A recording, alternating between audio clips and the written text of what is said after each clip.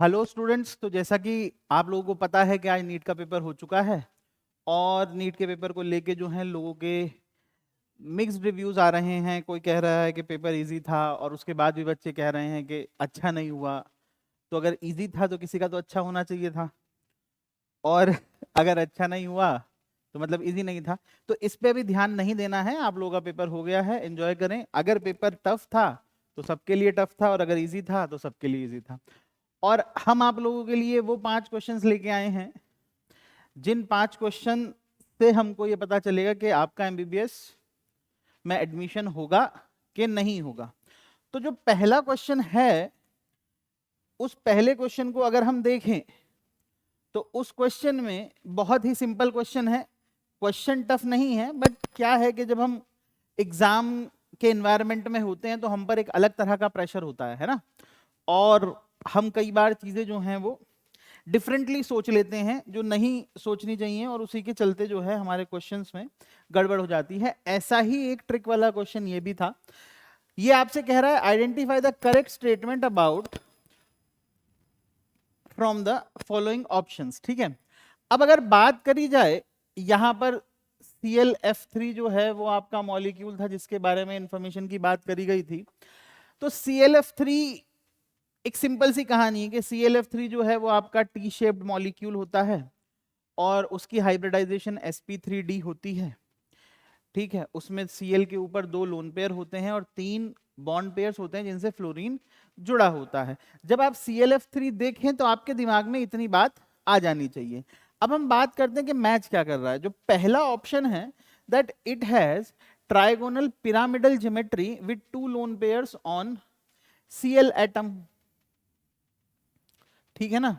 अब अगर इसकी हम बात करें कि 2 lone pair on Cl atom, और ट्राइगोनल पिरामिडल कहा है उसने, ट्राइगोनल बाय पिरामिडल नहीं कहा। ट्राइगोनल बाय पिरामिडल होता तो ये वाली बात करी जाती।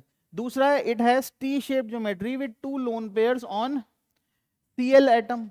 Cl एटम पर 2 लोन पेयर, ठीक है, और टी शेप ज्योमेट्री, तो ये ऑप्शन फिर भी जा सकता है। बाकी दोनों की बात करें, ट्राइगोनल प्लेनर ज्योमेट्री हो ही नहीं सकती, टी शेप ज्योमेट्री और 3 लोन पेयर नहीं हो सकते। ठीक है ना। तो जो सबसे ज्यादा अप्रोप्रिएट ऑप्शन इसमें आ रहा है, दैट इज सेकंड ऑप्शन। ये था जी सवाल, जो पहला ट्रिकी सवाल केमिस्ट्री के अंदर था। अब दूसरा सवाल के लेने का सबसे बड़ा रीजन ये है कि जनरली जब हम काम कर रहे होते हैं या पढ़ाई कर रहे होते हैं, तो ये जो टॉपिक है टाइट्रेशन या प्रैक्टिकल केमिस्ट्री, ये लीस्ट प्रायोरिटी पे होता है बच्चों की। तो कई बार बच्चे लास्ट में, जैसे जो हमारे साथ पढ़ते थे उनमें से भी बहुत से बच्चे ऐसे थे, सर पढ़ें ना पढ़ें। और अगर पिछले सालों में देखा जाए तो प्रैक्टिकल केमिस्ट्री से क्वेश्चंस भी कम ही आए थे। इस बार 4 से 5 क्वेश्चन देखे गए हैं जो प्रैक्टिकल केमिस्ट्री बेस्ड हैं। ठीक है, हर पार्ट से, फिजिकल, ऑर्गेनिक, इनऑर्गेनिक से एक एक सवाल तो आप मान के चल सकते हैं आया होगा। तो वैसा ही ये फिजिकल केमिस्ट्री का सवाल था।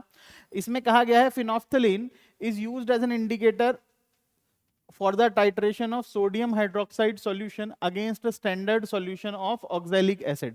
तो ये प्रैक्टिकल अगर आपने पढ़ा हो या किया हो तो उसमें हम फ्लास्क के अंदर जो है वो ऑक्सैलिक एसिड लेते हैं, और इस ऑक्सैलिक एसिड के साथ इस फ्लास्क के अंदर ही हम डालते हैं फिनोफ्थलीन, राइट। और भाई साहब, इस फिनोफ्थलीन को डालने के बाद फिर जो है हम ब्यूरेट के अंदर NaOH को भर के टाइट्रेशन करते हैं। तो फिनोफ्थलीन जो है वो एसिडिक मीडियम में होता है आपका कलरलेस। फिनोफ्थलीन एसिडिक मीडियम में कलरलेस, और जब बेसिक मीडियम में जाता है या एंड पॉइंट जब आ जाए तो उसमें वो पिंक होता है ना। तो इसका जो है वो आपके पास ऑप्शन होगा कलरलेस टू पिंक। ये क्वेश्चन आप तभी कर सकते हैं जब आपने, अगर आप ड्रॉपर हैं तो आपने 12th में प्रैक्टिकल्स बहुत अच्छे से किए हो, 11 12th में टाइट्रेशन किया हो, या फिर आपने टाइट्रेशन जो है वो अच्छे से पढ़ा हो प्रैक्टिकल केमिस्ट्री के अंदर। ठीक है जी, अगले सवाल पे चलते हैं। अब अगर इसकी बात करें तो ये पूछ रहा है कि थैलीन डाई टेस्ट किस ग्रुप के लिए हो सकता है। जनरली इस तरह की बातें टेस्ट भी कुछ वो टॉपिक में से आता है जो बच्चे कम पढ़ते हैं या उन पर कम तवज्जो देते हैं। तो थैलीन डाई टेस्ट जो है वो हमारा फिनोलिक ग्रुप या फिनोल को डिटेक्ट करने के लिए होता है। ये भी वही है कि अगर आपने पढ़ा है तो आप कर पाएंगे, नहीं पढ़ा है तो नहीं कर पाएंगे।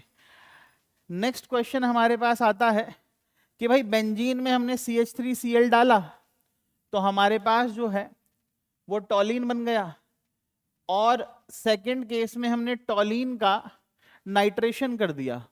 जब हम टॉलिन का नाइट्रेशन करेंगे तो हमारे पास बनेगा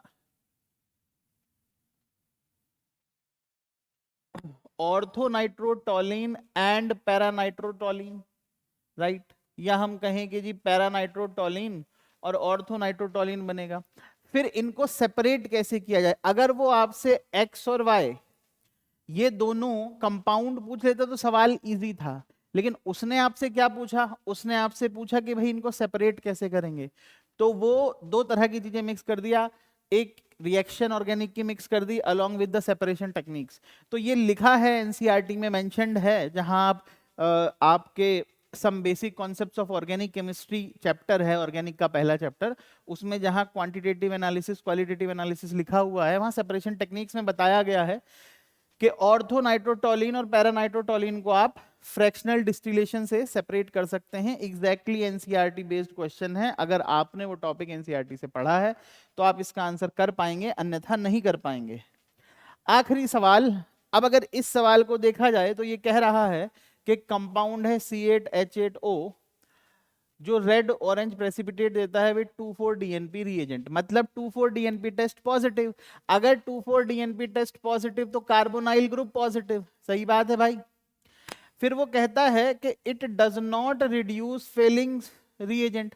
अब अगर ये फेलिंग्स रिएजेंट को रिड्यूस नहीं कर पा रहा है तो ये आपके पास या तो कीटोन है, या तो कीटोन है, या फिर एरोमेटिक एल्डिहाइड है, दोनों बातें हो सकती हैं। और आखिरी जो चीज है वो ये कहती है कि P gives an aromatic product Q that produces effervescence on treating with NaHCO3। अब ये बहुत ही सिंपल सी बात है कि अगर एसिड की रिएक्शन NaHCO3 से होती है तो वो salt plus CO2 plus water produce करता है, और CO2 जो है वो एफरवेसेंस प्रोड्यूस करती है। तो कहने का मतलब ये है कि आपके पास Q जो है वो कार्बोक्सिलिक एसिड है। अब अगर ये सारी कंडीशंस को चेक किया जाए तो आप ध्यान से ऑब्जर्व कर सकते हो कि इसके अंदर आपका सेकंड ऑप्शन,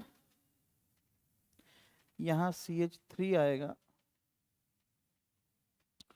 और आपका थर्ड ऑप्शन, दोनों ही जो है वो मैच हो सकते हैं, ठीक है। तो ये क्वेश्चन मेरे हिसाब से थोड़ा सा कंट्रोवर्शियल है, इसमें दो आंसर होने पॉसिबल हैं, बाकी एनटीए विल डिसाइड के आंसर क्या होगा। तो ये भी एक ट्रिकी क्वेश्चन है, ठीक है। तो आज के लिए इतना ही, थैंक यू।